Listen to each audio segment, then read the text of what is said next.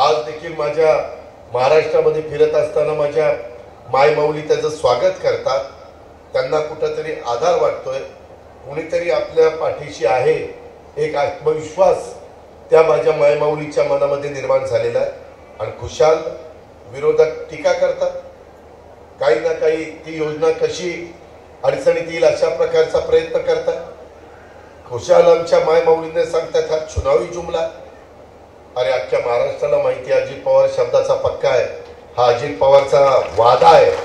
मी तुम्हाला सांगतो हा अजित दादाचा वादा आहे, मी वादा कधी त्या ठिकाणी अडचणीमध्ये येऊन देणार नाही, ही माझी तुम्हाला विनंती आहे। आणि त्याच्यातून आपल्याला पुढे जायचंय। यांना एक चांगला अर्थसंकल्प, चांगल्या योजना आम्ही समाजातल्या गरीब घटकाकरता दिलेल्या नेमक्या काहींना आवडल्या नाही, त्याच्यातनं त्यांच्या पोटात दुखायला लागलेल्या आहे। तुम्ही मला सांगा, एवढ्या महिला इथं आहेत, काय वाईट योजना आहे? माझी लाडकी बहीण योजना उत्तम योजना आहे। आणि माझं भाषण झाल्यावर मी माझ्या महिलांना प्रश्न विचारणार आहे। तुम्हाला त्याच्यामध्ये काही मला प्रश्न विचारायचे असतील तर विचारा, मी त्याचं उत्तर देईन, माईक तुमच्यापर्यंत पोहोचेल। व्यावहारिक प्रश्न विचारा, तेच समजून घेण्याच्या करता आजचा वाढदिवसाचा दिवस असला तरी देखील हे माझ्या दृष्टीने महत्त्वाचं आहे। माझ्या महिलेला, माझ्या मुलीला, माझ्या मातेला मान मिळाला पाहिजे, त्या गरीब माझ्या भगिनीला मान मिळाला पाहिजे। आणि अशा पद्धतीनं आपण ही योजना आणली। एवढ्यावरच आम्ही थांबलेलो नाहीये, याच्यामध्ये आम्ही पुढे जाऊन वेगवेगळ्या पद्धतीनं समाजात कुणी कुणाच्या पोटी जन्माला यावं आणि कुणी कुणाला त्या ठिकाणी गरीब पोटी यावं, श्रीमंत आपल्या हातात नाहीये। समाजातल्या बऱ्याचशा गरीब वर्गामध्ये मुलीला शिकवत असताना कॉलेजच्या शिक्षणाला फी भरता येत नाही। आई वडील प्रयत्न करतात, कुठं कर्ज काढतात, वडील पण परेशान होतात। त्यांना वाटतं की माझी मुलगी पण शिकावी, मुलीला वाटतं मला डॉक्टर व्हावं, इंजिनियर व्हावं, CA व्हावं, IPS ऑफिसर व्हावं, कलेक्टर व्हावं, विभागीय आयुक्त व्हावं, प्रांत व्हावं, मामलेदार व्हावं, पोलीस खात्यामध्ये जावं, पायलट व्हावं, खूप काही वाटतं। पण नेमकं तेवढे फी भरण्याची त्या कुटुंबाची तयारी नसते। आम्ही इतके दिवस ह्या गरीब ज्यांचं 8 लाखाच्या आत उत्पन्न आहे, 8 लाखाच्या आत वर्षाला, म्हणजे त्याच्यात मध्यमवर्गीय पण घेतलाय। माझी लाडकी बहीणला उत्पन्न 2.5 लाखाचं, पण मुलींना शिक्षण देण्याच्या करता उत्पन्न 8 लाखाचं, म्हणजे 65,000 रुपये महिना उत्पन्न ज्यांचं आहे।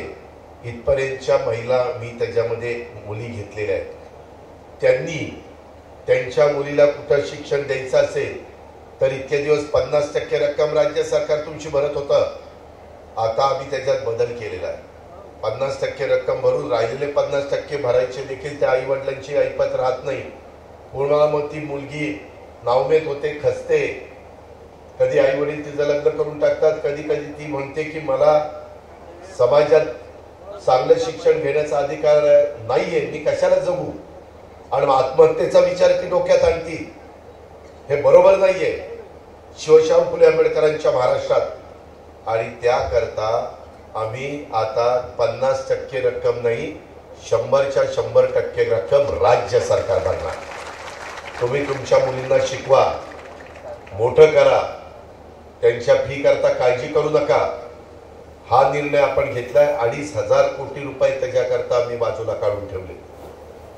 हे करावं लागेल, कारण एक मुलगी शिकल्यानंतर ते कुटुंब कुठल्या कुठं पुढे जातं, ती घरची लक्ष्मी असती।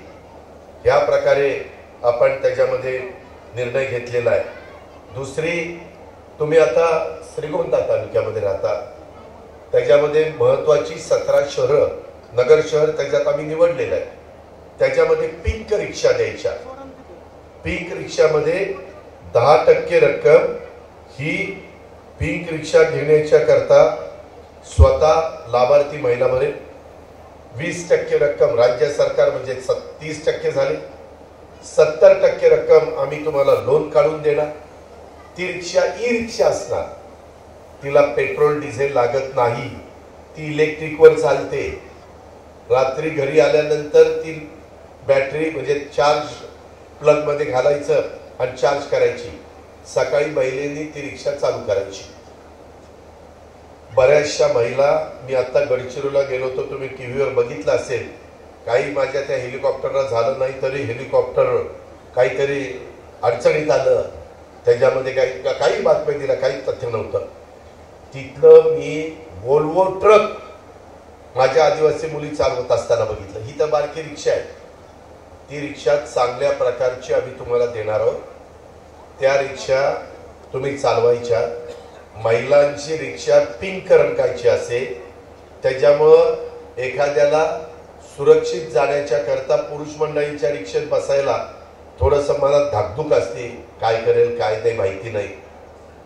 त्याच्याकरता महिलांना हक्कानी पिंक रिक्षामध्ये बसल्यानंतर त्यांचीच भगिनी रिक्षा चालवते, महिलाच बसते, सुरक्षित जाईल, सुरक्षित येईल. म्हणजे पुरुषांच्या रिक्षात सुरक्षित जात नाही असा नाही, नाही तर उद्या म्हणतील अजित पवार काहीतरी सांगत होता. तसं नाही, परंतु एक हक्काची रिक्षा महिलांची. आम्ही देखील विमानामध्ये ज्यावेळेस जातो कुठं, तर पुरुष पायलट असला त्याचं नाव आम्हाला सांगतात की अमका अमका विमान अमका अमका पायलट चालवतोय. बऱ्याचदा कधी कधी लेडीज पायलट असतात, त्यावेळेस आम्ही अतिशय खुश असतो, कारण त्या लेडीज पायलट इतक्या सुंदर लँडिंग करतात आणि इतक्या सुंदर टेक ऑफ करतात, पोटातलं पाणी पण हलत नाही. महिलांना एखादं काम दिलं तर चोख काम करणार, एकदम कुठलंही अडचण येणार नाही. पुरुष मंडळी जरा इकडे बघतील तिकडे बघतील, कारण तंबाखू बघूया काय चाललंय काय नाही, काय झालं ह्याचं काय झालं. अजित पवार आज असं काय म्हणत होता, याला राजेंद्र नागोडे म्हणतो, तीच मला बरं दिसतंय जरा. अरे कशाचं काय, आपलं तुझ्याकडे जी जबाबदारी ती पार पाडणार, मग नंतर दुनियाच्या गप्पा मार. मग कुणाला कुणी काय केलं कुणाला कुणी काय केलं, जाऊ द्या, तो विषय इथं नाहीये. सांगायचं तात्पर्य, महिलांच्यावर जबाबदारी टाकल्यानंतर महिला ती जबाबदारी उत्तमपणे पार पाडतात. म्हणून त्या रिक्षाच्या संदर्भात ई रिक्षा आम्ही आणली, 80 कोटी रुपयाची तरतूद केलेली आहे. मला इथं बसणाऱ्या महिलांनी ज्यांच्या घरामध्ये गॅस सिलेंडर आणि शेगडी आहे त्यांनी हात वर करा. बऱ्याच महिलांच्याकडे आहे. महिलांनो, मला बऱ्याच महिला मला भेटतात, बाकीच्या आमच्या सहकार्यांना भेटतात, लोकप्रतिनिधींना भेटतात आणि म्हणतात की सिलेंडरची किंमत वाढली. आता काही केंद्र सरकार मदत करतंय. आम्हाला असं वाटलं की आपण पण काही जबाबदारी उचलावी. आम्ही गरीब महिलांच्या करता साधारण वर्षाला 3 सिलेंडर हे तुम्हाला मोफत सरकार देणार आहे. आम्ही ते 3 गॅस सिलेंडरचे पैसे तुमच्या अकाउंटला टाकणार. तुम्ही त्याचा सिलेंडर तुमचा संपला की आणायचा. बाकीचं आता तुम्हाला 6 लागतात वर्षाला, 12 लागतात का काय लागतात ते मला माहित नाही, पण आम्ही मात्र सरकार 3 गॅस सिलेंडरची जबाबदारी उचललेली आहे. आणि उज्ज्वलामध्ये 52,16,000 लाभार्थी आहेत आणि 1 कोटी लाभार्थी नव्याने सरकार निवडणार आहे. अशा पद्धतीनं तिथं मला 3,000 कोटीची तरतूद करावी लागली.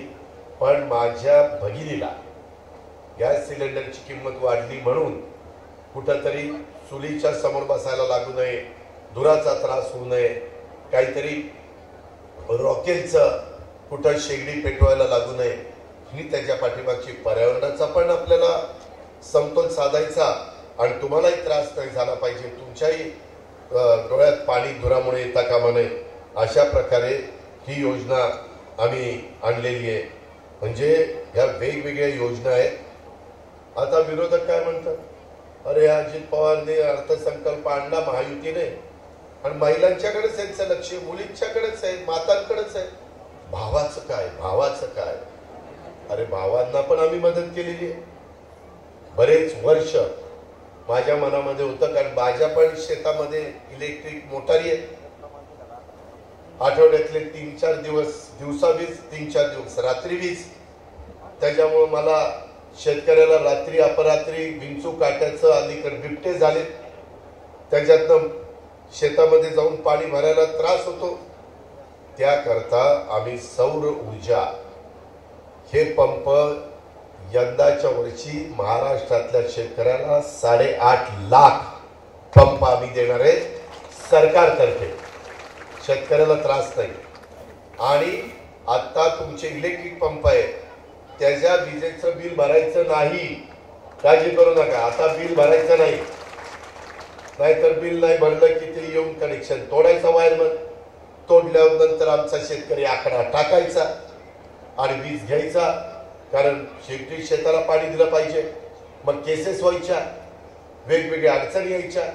आता तुम्हाला मोफत वीज, हे भावांच्या करता चांगली योजना आहे की नाही? 14,000 कोटी रुपयाची जबाबदारी ही सरकारने स्वीकारलेली आहे आणि टप्प्याटप्प्याने हे आम्ही सोलरवर घेऊन जाणार आहे। आता 9,500 मेगावॉट एवढे सोलरच्या करता साधारण आम्हाला 36,000 एकर जागा पाहिजे होती। वेगवेगळ्या भागामध्ये सरकारी जागा आम्ही निवडलेल्या आहेत। बारामतीचे काही लोक मला समोर दिसत आहेत, माझ्या शिरसुपळमध्ये मागे मी 50 मेगावॉटचा प्लांट तिथं सोलरचा टाकलेला सरकारी, असं वेगवेगळ्या भागामध्ये टाकता येतं। बॅरल लँड म्हणजे जिरायत भागात ती टाकायची, बागायती भागात नाही, त्याच्यामध्ये झाडं वर सावली नसली पाहिजे। आणि सूर्य उगवला की तुमचं सोलर पॅनल चार्ज व्हायला सुरुवात होणार, त्याच्यातनं वीज तयार होणार, तुमचा पंप चालू। संध्याकाळी सूर्यास्त झाला की तुमचा पंप बंद, कारभाऱ्यांनी घरी जायचं, मुलाबाळांच्या त्या ठिकाणी जेवायचं, गप्पा मारायच्या, कुणाचं काय सुखदुःखामध्ये सहभागी व्हायचं। आता तुम्हाला रात्री अपरात्री कुटुंबाला सोडून पाणी धरायला जावं लागणार नाही, ही योजना मी तुमच्याकरता आणली। आता नवीन प्रयोग होतात, मध्ये तुम्ही बघितलं ते ब्लेड फिरायचे, पवनचक्की, विंडमिल, त्याच्यावर वीज तयार व्हायची, पाण्यावरनं कोयनेला वीज तयार होती, त्याच्यातून थर्मल मधनं वीज तयार होती, कोजन तुमचा आपल्या साखर कारखान्याचा बघ्यास असतो, राजेंद्रजी इथं मेगावॅट आहे का? किती 26 मेगावॅट आपल्या शिवाजीराव दादा नागवडे सहकारी साखर कारखान्यामध्ये ती वीज त्याच्या आधी कधी होती का? आता नवीन संशोधन झालंय, तुमचा बगॅस इकडं तिकडं विकत घेण्यापेक्षा कधी काळी तर आम्हाला बगॅस लोकांना फुकट घेऊन जा म्हणून सांगावं लागायचं। आता त्याच्यातनं आम्ही वीज तयार करतो आणि ती वीज देतो, न्यूक्लिअर मधनं आपण वीज देतो, खूप वेगवेगळे प्रकार आहेत की त्याच्यातनं गॅस मधनं आपण वीज तयार करू शकतो। अशा अनेक गोष्टी त्याच्यामध्ये आहेत। जनरेटर मधनं आपण वीज तयार करू शकतो, त्या जनरेटरला इथेनॉल तुम्ही वापरू शकता तुमच्या साखर कारखान्यामध्ये तयार झालेलं।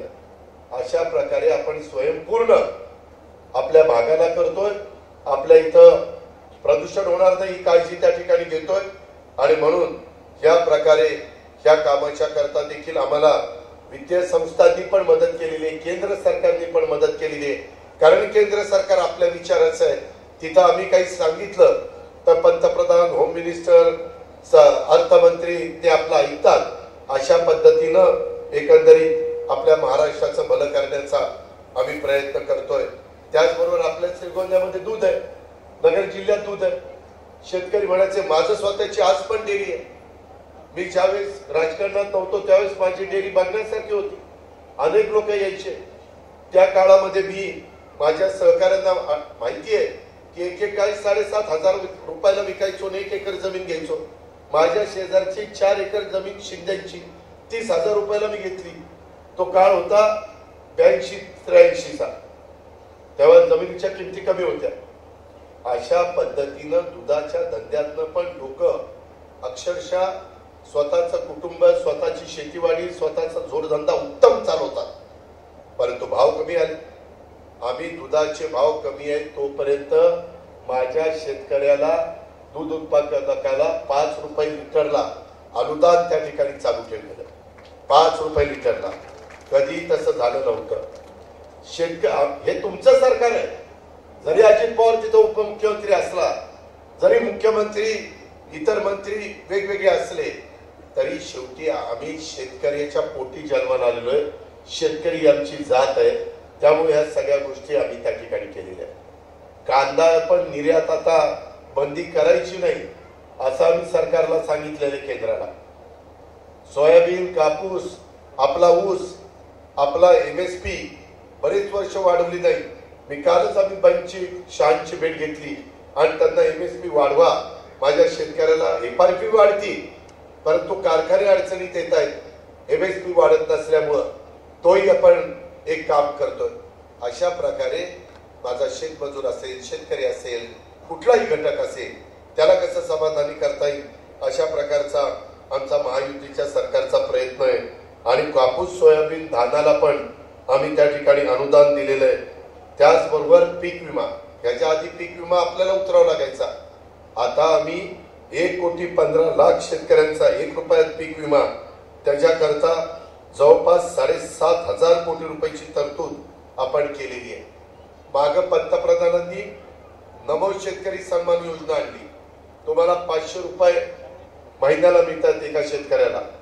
आम्ही त्याच्यामध्ये पुन्हा आपले 500 रुपये असे 1000 रुपये त्या ठिकाणी केले आणि जवळपास 91 लाख शेतकऱ्यांना महाराष्ट्रातल्या त्याचा लाभ त्या ठिकाणी दिलेला आहे.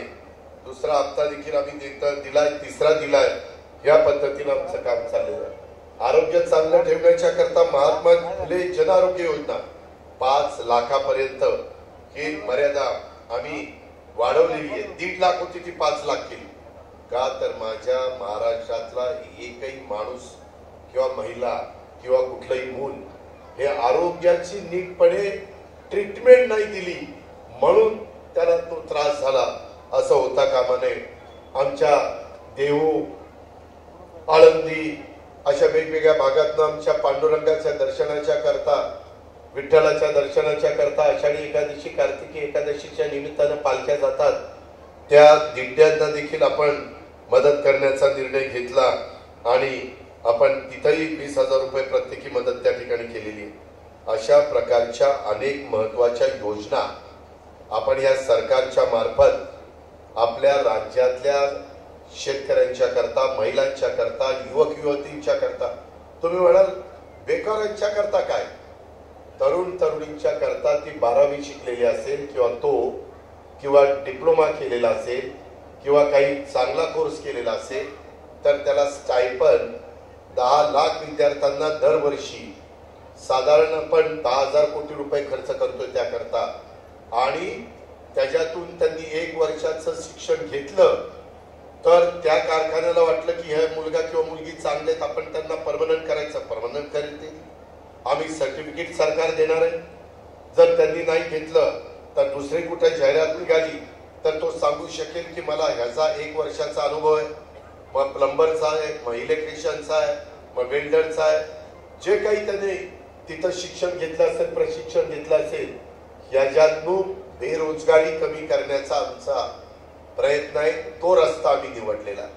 अशा प्रकारे तुमच्या माझ्या महाराष्ट्रातल्या तरुण तरुणींना, माझ्या माय माऊलींना, माझ्या मुलींना, माझ्या भावांना, अशा सगळ्यांच्या करता यंदाच्या अर्थसंकल्पामध्ये आम्ही या सगळ्या गोष्टी आणू शकलो.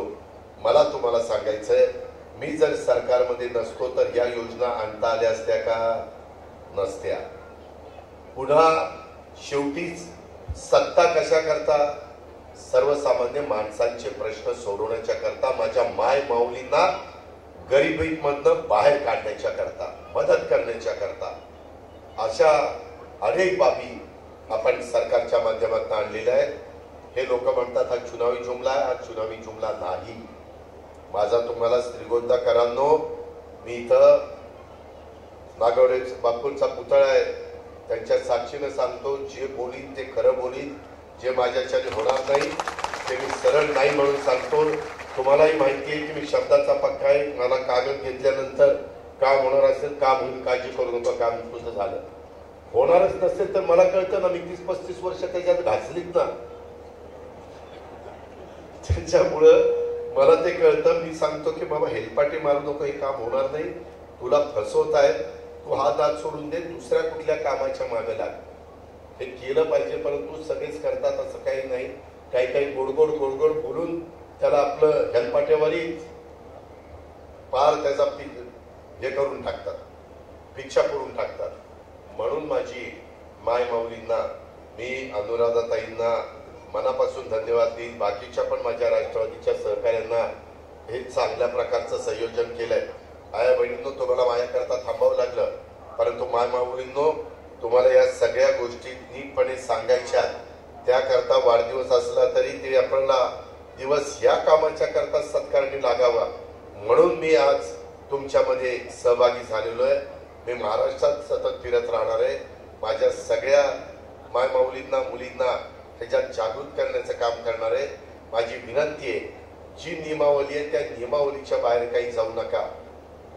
त्या नियमावलीमध्ये बसणाऱ्यांनीच अर्ज त्या बाबतीमध्ये करा. आम्ही शेतकऱ्यांच्या करता जमिनीची अट काढून टाकलेली आहे.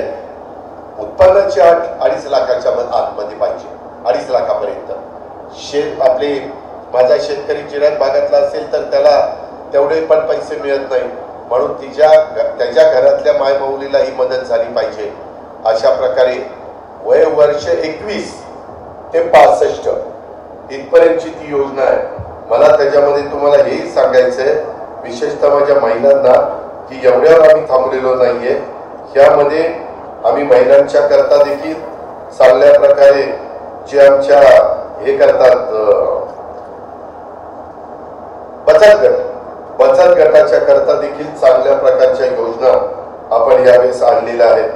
त्या संदर्भामध्ये आम्ही फार विचार केला. चांगले बचत गट, कदाचित अधोरात आता इथं पण बचत गट असतील, त्या महिलांना 15,000 पर्यंत आम्ही मदत करायचो. आता मात्र त्या महिला बचत गटामध्ये 30,000 रुपयापर्यंत मदत करण्याचा निर्णय आम्ही त्या निमित्तानं घेतलेला आहे. आणि ऊर्जाच्या बाबतीमध्ये सौर ऊर्जेला मागेल त्याला पंप, अशा प्रकारची ती योजना आपली आणलेली आहे.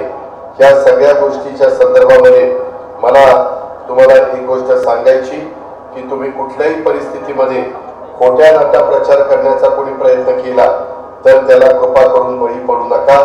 अतिशय चांगल्या तुम्हाला मदत करणाऱ्या अशा प्रकारच्या त्या योजना, त्याचा पुरेपूर फायदा माझ्या गरीब महिलांनी, माझ्या मातांनी, माझ्या मुलींनी उचलला पाहिजे. अशा प्रकारची माझी त्यांना आग्रहाची, कळकळीची, नम्रतेची विनंती राहणार आहे.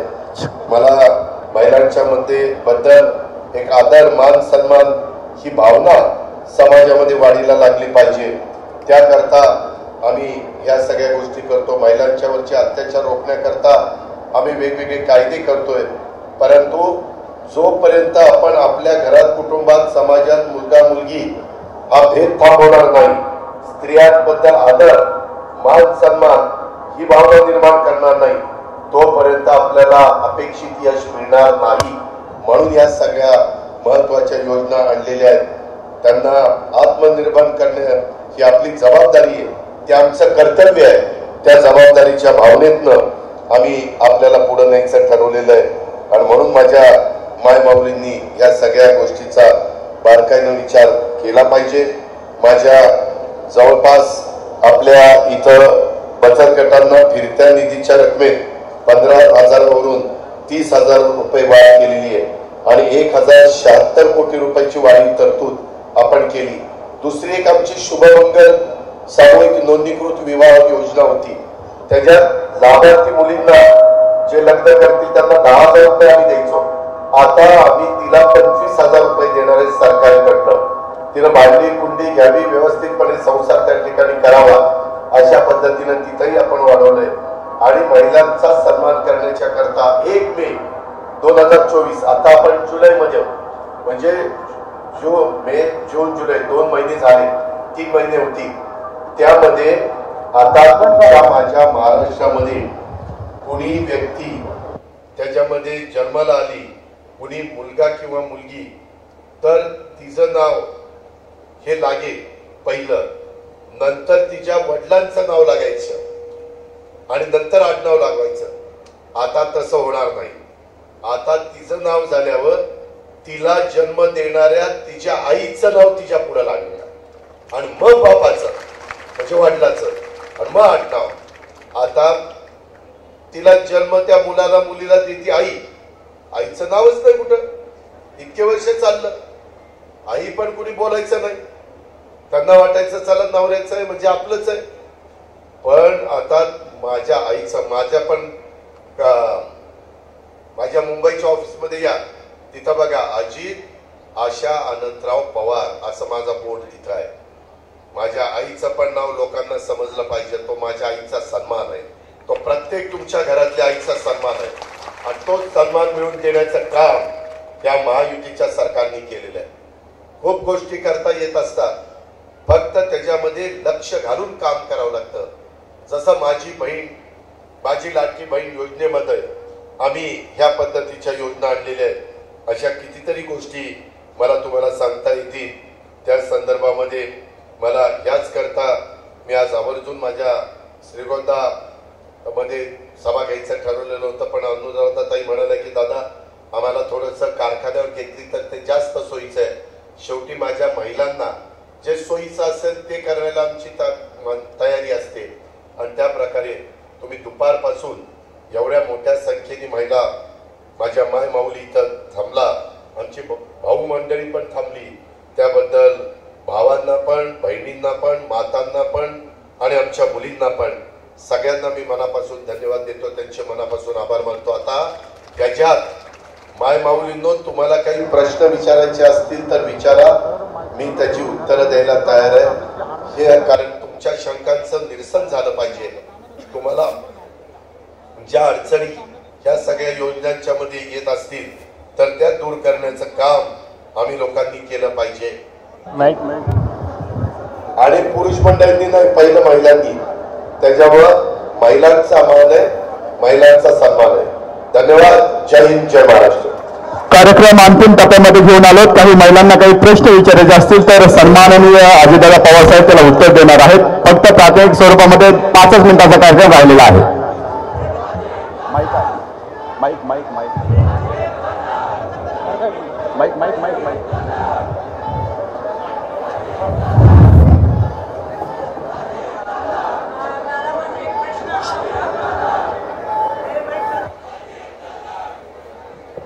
बोला बोला ताई बोला. माझा प्रश्न असा होता, मुलींसाठी तुम्ही लाडकी योजना या ठिकाणी आणलेली आहे, परंतु प्रश्न असा आहे की ही जी योजना जी आहे मुलींसाठी मोफत शिक्षण योजना, तर ही योजना फक्त खाजगी शिक्षण संस्थांसाठी असणार आहे की सरकारी शिक्षण संस्थांसाठी सुद्धा आहे? आपल्या इथं ज्या काही शिक्षण संस्था आहेत त्या सगळ्यांच्या करता ही योजना आहे, त्यामुळे काळजी करू नका. धन्यवाद.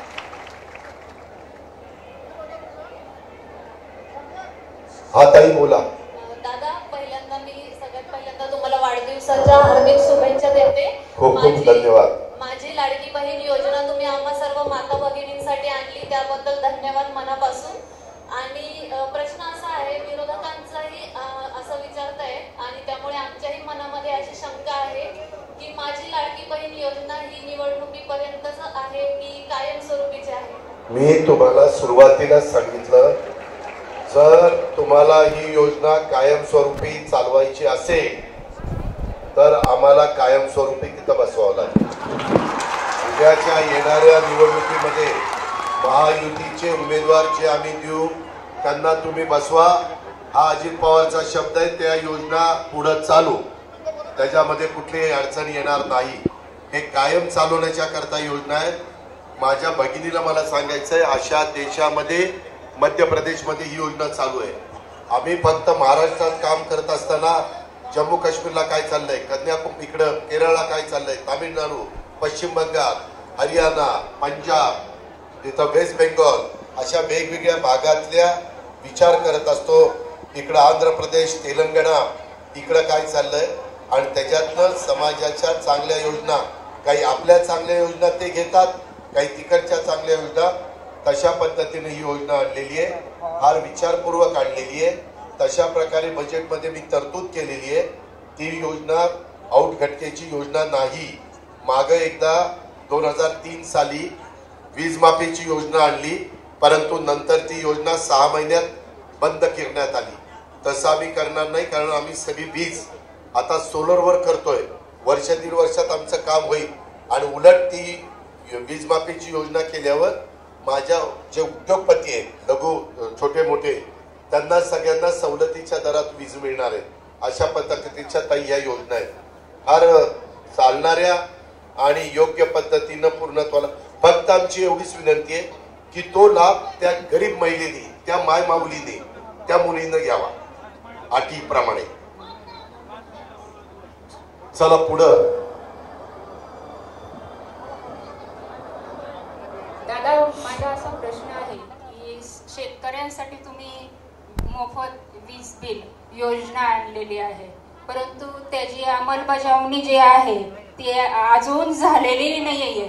मग आता ते आत्ताच सरकार जे आहे तेच करणार आहे की नवीन निवडून आल्यावरती तुमचं सरकार करणार? नाही ताई, आता तुम्हाला बिल भरायलाच कोणी सांगत नाही ना. आम्ही वीज माफी तुमची केलेली आहे, तुम्ही बिलच भरायचं नाही. कोण इलेक्ट्रिशियन आला होता तुम्हाला बिल मागायला? शेतीचं घरचं बिल भरावं लागेल. घरचं काय तुम्ही वापराल ते वीज भरावंच लागणार आहे.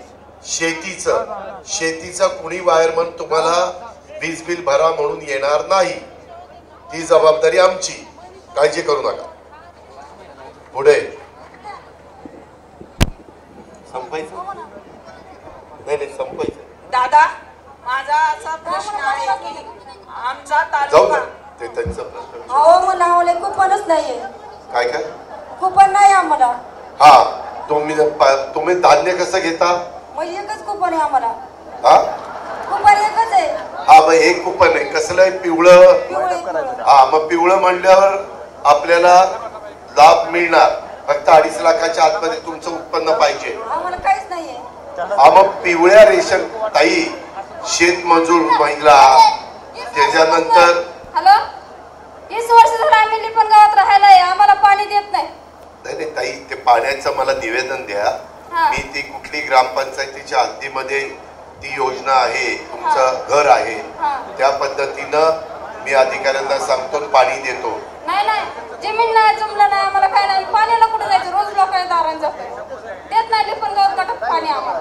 अहो, त्याच्याकरताच आम्ही ह्या योजना आणलेल्या आहेत. तुम्हाला जर तसं पाहिजे असेल तर पिंक रिक्षाचा फायदा घ्या. रिक्षा चालवा उद्यापासून. ट्रो ट्रो ट्रो ट्रो.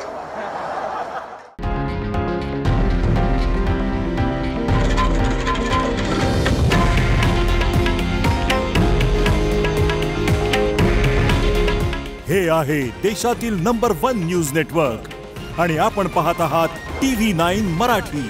काळजी तुमची, हित महाराष्ट्राचं.